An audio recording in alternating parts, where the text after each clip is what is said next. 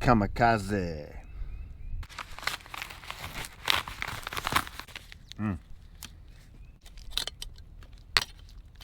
Phew. Well, it just looks rough, don't it? Man.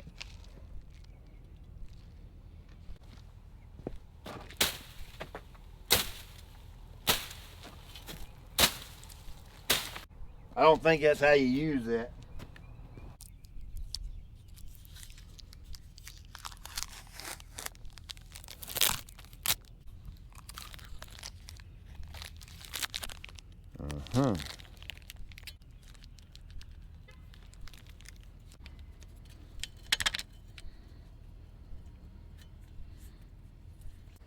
Pretty easy to put that together. Man, that just looks like something out of a Marvel movie or something, don't it? Look at that thing down there. Oh yeah. Now that's definitely the wrong tool for the job, but this thing would come in handy when you're having to reach way up high. Look at this. Lock that down, and then this one goes out.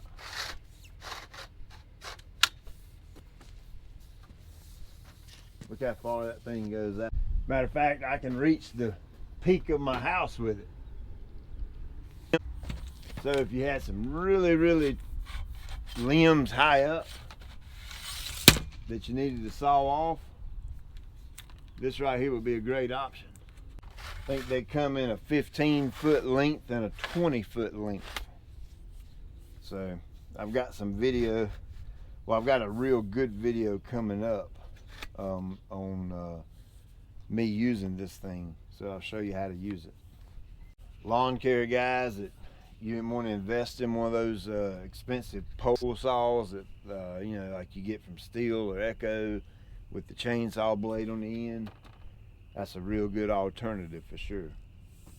All right, so my pruning, I'm not a major fan of pruning. I just don't like it. It's time consuming, nerve wracking, and a pest to me. But I don't want my house naked either, meaning I need to have some bushes and shrubs and color all around the house, so that's why I planted all this. And you can see this one has really gotten out of hand. I can't remember exactly. I think this is some type of boxwood. I don't think it's a holly. I'm pretty sure it's a boxwood of some type. And I just got behind is all it is to it. So now I have to come in here and prune it. Now, regardless if I'm cutting it back deep or if I'm cutting it back hard or if I'm just taking a little off the top, I'm a fan of selective pruning, meaning hand pruning. I go in and select the individual branch and remove it. I'm not a fan of the gas-powered hedge trimmers. I think they make a mess. I think their cuts are not clean. Basic 101 horticulture is when you cut your limb or your branch, you want a good, clean, crisp cut that minimizes infection, disease, insect, you know, whatever getting in. It allows the branch to, the bush to heal back over properly. All that's just basic horticulture stuff. And when you use a hedge trimmer, it leaves a jagged edge, okay? And not to mention it chops up all your leaves and stuff that are left on the bush. I personally don't like it. Lawn care companies have to do it that way a lot of the times to stay up with productivity, to stay ahead of the game. And people, we have found that people will not pay the money that is required for a company to pay 2 or 3 guys to come out and selectively hand prune all of their bushes and their shrubbery. So my house, I don't pay anybody to do it. I get to pick the way I want to do it because it's my house. This is my DIY project. I'm doing it myself. So I choose to do it selectively. It takes me longer. It's harder work, all that, but the end result, I have a healthier plant. It looks better. And I don't mind getting out here cutting them every now and then. It's just, but again, it's still a nuisance and a pest to me because it's my least favorite thing to do in the yard. So I'm gonna come in here and open it up a little bit, and I'm gonna find where my foliage starts and where it stops at. And you can see it's about down in here. So I've got a good wow, I've got a good 18 inches right there that's gonna come off of this. Now what I don't want to do, and sometimes you have to, I call it a renovation with my bushes, is you have to cut them really low. And of course you need to know your bush type, know how it's going to bounce back and all that before you dig into that. But for this particular instance, I'm going to come in here and cut it, and I'm going to leave about 2 inches of green on it, meaning I'm going to cut enough off of it to where I remove the majority of this, but I'm going to leave about 2 inches of green before I get down in here to all my woody stem stuff. So let's get with it.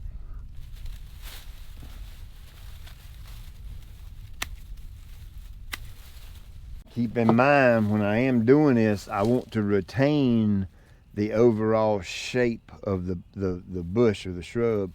I don't want it to get all whacked up looking and jacked up looking. So you know, it takes a little bit of creativity, not a whole lot, but just a little bit, so that you keep that basic shape that you want going.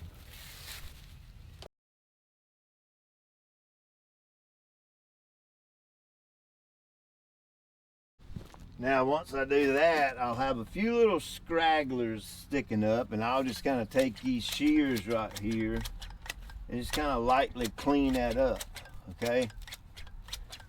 Clean up my edges a little bit, kind of tighten it up just a little bit.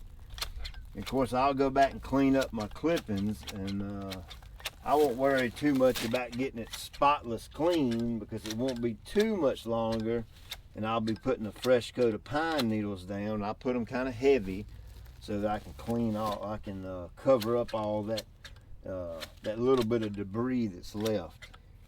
Same thing with mulch. A lot of the times you can just cover that up.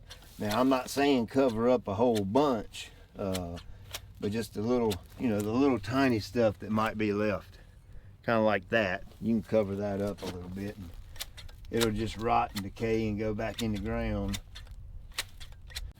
All right, so there you go.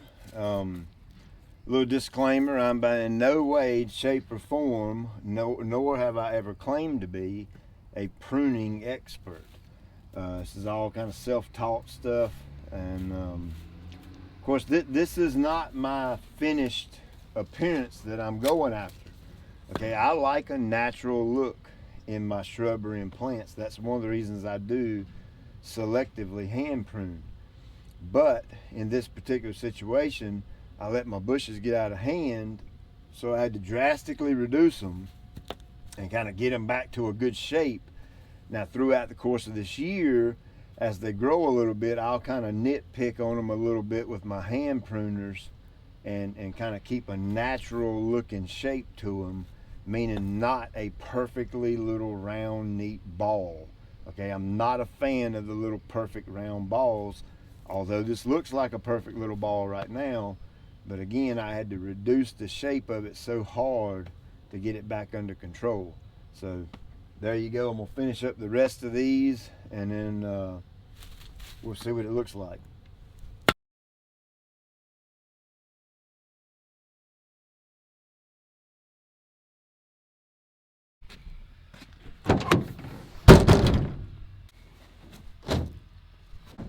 Oh.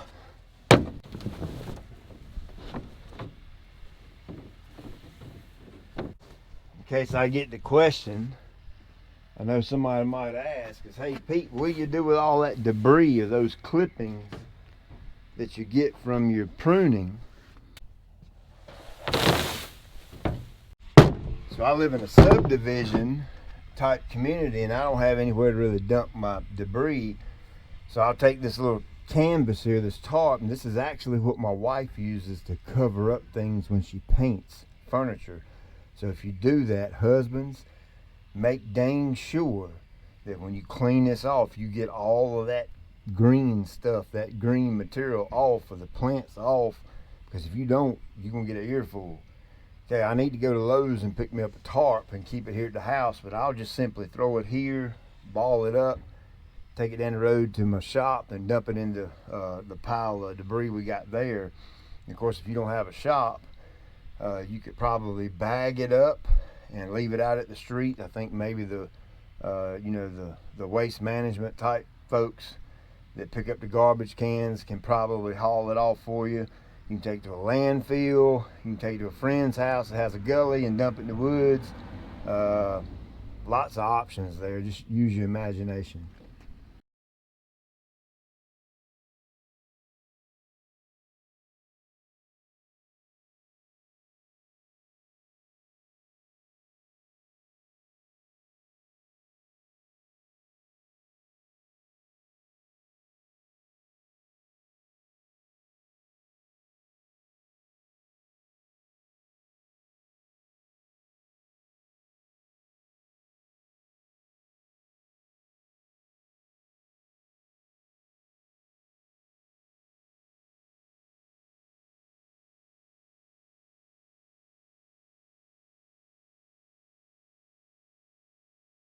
All right, so there you go. Looks a lot better now, and of course I'm gonna let them grow back out a little bit, and as I prune them throughout the year, I'll give them kind of a little more natural shape to them instead of that boxy, roundy looking commercial type shape. I'm not a fan of that, but I had to do it this go round to reduce the size of them. Now I know somebody's gonna ask me, hey Pete, do you fertilize them? Well, here's my answer to fertilizing mature shrubbery. No, I don't. I don't put a dang thing on them other than maybe do some imidacloprid or something like that for insect control. I do fertilize and treat my crepe myrtles with florigreen and imidacloprid. I'll probably do a video on that soon because crepe myrtles are susceptible to aphids.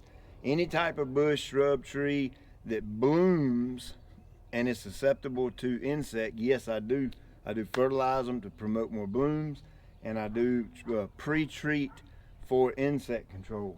I'll show you how to do that probably next week maybe. But these right here, these autoleucon and these boxwood, I fertilize them year one. That's what I did. My cryptomeria along the outside, my red maples, all that, my cephalotaxis, all the stuff in here, I fertilized them pretty good year one to establish them, let them get going, and then after that I haven't fertilized them since. Don't plan on it. Heck, they already grow fast enough, right? All right, now right here, this is called cephalotaxis, okay, or the kind of common name for it, or whatever it's called, a Y-E-W, cephalotaxis. Now there's a couple of different varieties of this. Well, heck, there's probably hundreds of varieties, but I know of two. This one kind of grows like this and kind of spreads out, kind of wants to roll over and spread out on the ground, similar to Bermuda. It kind of grows in that habit or that form. And then there's another cephalotaxis that I have over by the pergola on my back patio that kind of grows in a more upright ball shape. But I've got two different varieties, this one and then the ball shape or the standard shape or whatever you want to call it. It's over there. Now, one thing you notice, you can see how it's approaching, what's the word, man? Encroaching, approaching. I'm not real good with that stuff. It's kind of taking over my liriope. You see it kind of growing over top of the liriope. So I need to come in and I'm going to cut that back and give that a little more of an edge to it. When I do my renovation and move my grass out a little bit, I may end up digging all these liriope up and sliding them out as well to allow for a little more growth right here. Not sure, I ain't made my mind up on that yet, but for now I've got to clean up this edge so they don't choke out my liriope.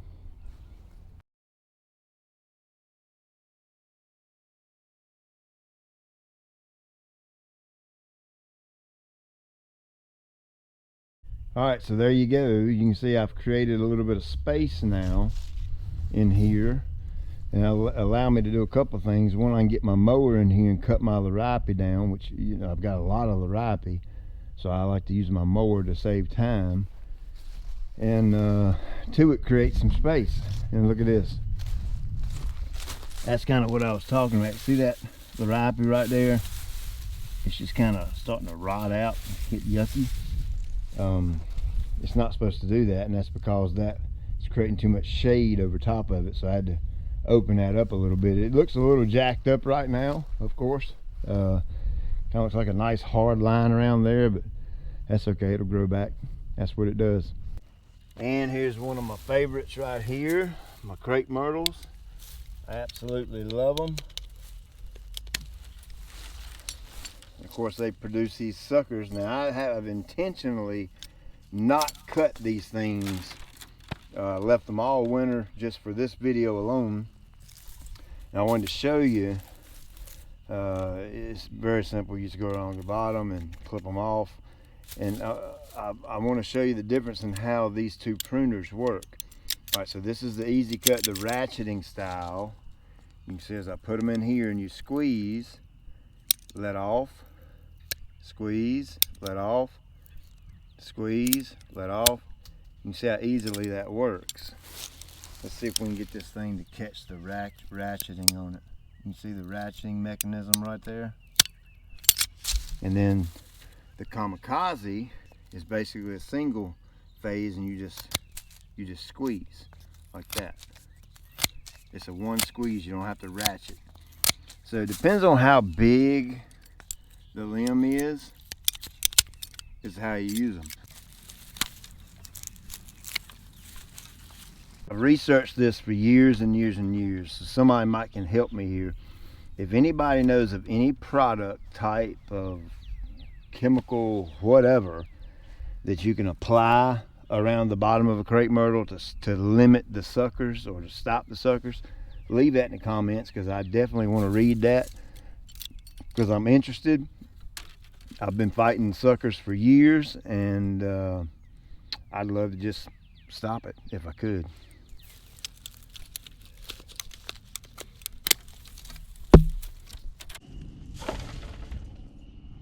These right here are my hosta. So they come back every year.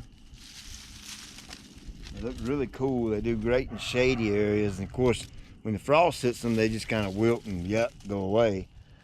Similar to Dallas grass and Bermuda and stuff like that, and then it comes back. So I just like to get all that cleaned up. Now once things start to warm up a little bit in the spring, and this new growth starts coming out, that's about the time I'll hit it with some Flora Green. And yeah, that's a Greene County fertilizer product that's kind of specifically designed for tree and shrub and that kind of thing. And of course myself, GCI Turf Academy.com, and then Alan, the lawncarenut.com, we both have those products. And it's kind of cool because you get a little different take on how to use them and what you can use them for, you know, from two different guys. So it's pretty cool the way all that's working out. We both have what's called a builder box now, and what that allows you to do is go in and pick and choose the individual components you want and create your own box instead of those preset options that we've always had, like the biostimulant pack and the soil activator pack and all those. And of course they're all still available, but you also have the option to pick and choose what you want and create your own little 4-pack. And of course, for those of you who's got a bigger yard, it's the 5-gallon big builder box as well, where you get to pick and choose the 2.5 gallons. You know, 2.5 gallons equals 5, so you get to pick, you know, whichever one and then add another one to it and get the combination that you want. Glad they came up with that. That's a pretty good idea. Now, last but not least is my Stella d'Oro. I've got a whole bed over here full of Stella d'Oro. This is no different than the hosta. Okay, it's a perennial plant, and when you buy them, you can get them in like a little 1-gallon jug, and they end up being as big around as a basketball. down at the base, and they put off a lot of really nice yellow blooms during the early and mid-summer. Of course, there's, oh man, there's thousands and thousands of varieties of these type plants. You can get all different kind of colors, shapes, and sizes, but they all have one thing in common. When the frost hits, they go away, okay? They leave you with this. And so I just kind of like to come in here and clean all this back up. Typically, I would have already done this, but you guys are keeping me on my toes with the academy. I am wide open with that stuff, so I haven't had time, along with we've been getting slammed with rain and basketball and coach basketball, and then I got 3 kids, so you know that whole life thing kicks in gear from time to time, and you know sometimes you have to put the yard on the back burner. But I'm out here getting it done now, and we've had some nice warm days, and these things are already starting to pop a little bit. Now we got a real good cold snap coming. I hope we don't get any hardcore frost, because it might send these things back in the ground and have to restart again. Yeah, you could cover them up with something, but we're still really early for spring, so I don't want to waste all that time. It'll work out. But once I know that all the hard frosts are gone and I'm seeing greenery, then I'll hit it with the Flora Green. And I'm telling you, that stuff really turns these things on and makes them bloom profusely. Just tons and tons of flowers. Thankfully to that Flora Green product. That's some good stuff.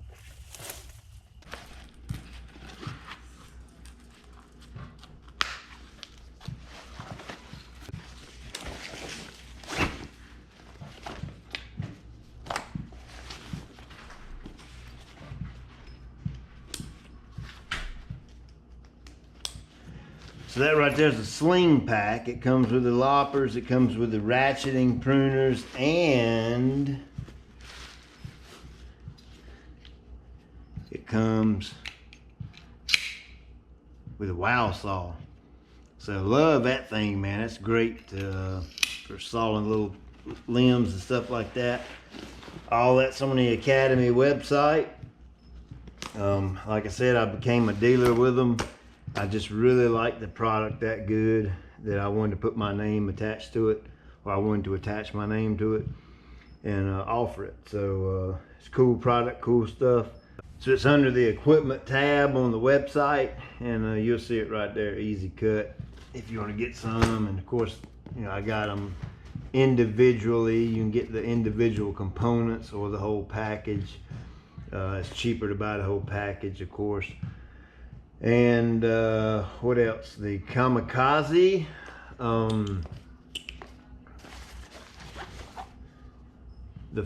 I think I have 20 of the Kamikaze that actually have a sharpening stone with it. And then after those 20 are gone, it's just the Kamikaze. So the first 20 orders of that, I'll make sure that the sharpening stone goes out. So if you happen to order one and you don't get the one with the sharpening stone, you know that those 20 are gone.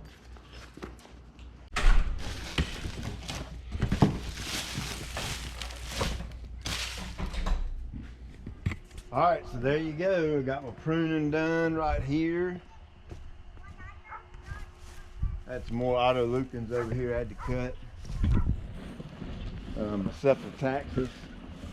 Whoops, I missed one. Look at there. See that piece of dead right there, that brown? I'll cut that out. I missed that one. Here's my side over here with all my Stella d'Oro, and well, they look. This bed looks rough because this is kind of where I had to run in my irrigation. You see my irrigation box over there. So this kind of got put on the back burner. I'm going to do something a little different with this naked area. Crepe myrtle suckers cleaned up. Crepe myrtles up top, they look fine. You know, I don't see a whole lot of branches crossing and that kind of thing. It's pretty open and airy, so I'm gonna leave those alone. They look good. The cryptomeria are fine. Just to give you a good idea how big this thing is, it's massive. It goes all the way up there, and it's about almost to the peak of my house now. See the little silver vent? Is that some type of heat vent or something? I don't know what it is, but it's about to that height if you went straight across. So they will get about as tall as the peak of my house. So they still have some growing to do. One characteristic of these things is during the winter they shed. Okay, now I don't know what causes them to shed, don't know why they shed, really don't care why, but that's just something that they do. So if you plant these, don't freak out and think, oh gosh, something's wrong with them, because it's just kind of typical for them to do that. You can see some of the brown that kind of in here. All that goes away when it heats up and warms up. And they also have like a off color to them. They're not bright and vibrant green right now like they typically are during the spring and summer. Of course, they look dark right now. They're in the shade, but they have an off color to them, and that's kind of the way they do in the winter time. And then they perk up quite well when it's sunny out, warm out. So, hey, thank you for watching. Had a real good productive day today. I got a lot of work done in the yard. Hang on, let me let this bike go by.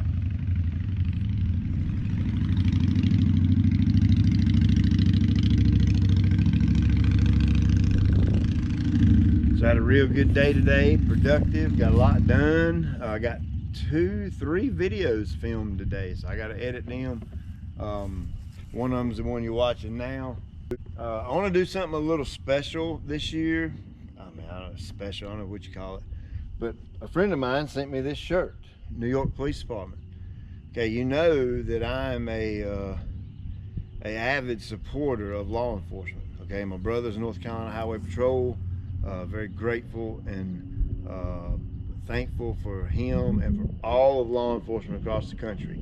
I know you guys get a bad rap a lot of the times about, you know, this and that or whatever, but I'm the guy who supports you. Okay, I stand with you or behind your back or whatever. You have my 100% respect, along with probably millions of Americans. And what I'm gonna do is I'm gonna tell you where you can send a shirt with your local law enforcement agency. I don't care what it is, SBI, FBI,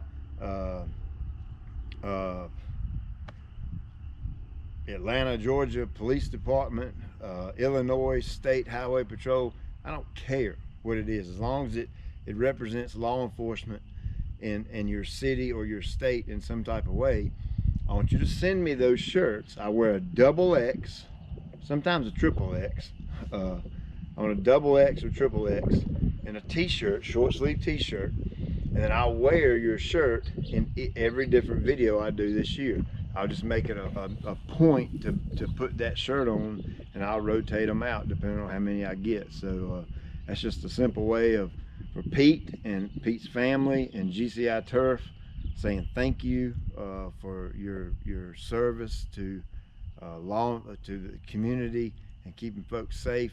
And that would be an honor for me, just to be honest with you. I'd love to be able to wear a shirt from law enforcement from all over the country, different cities and states. So now what I'm gonna do is, in the description of this video, I'm gonna put an address in that video, and that's where you can send the XX or XXX law enforcement t-shirt. Okay, so hey, like and subscribe, tell all your buddies. Lots of yard work left to do, and we'll check you later.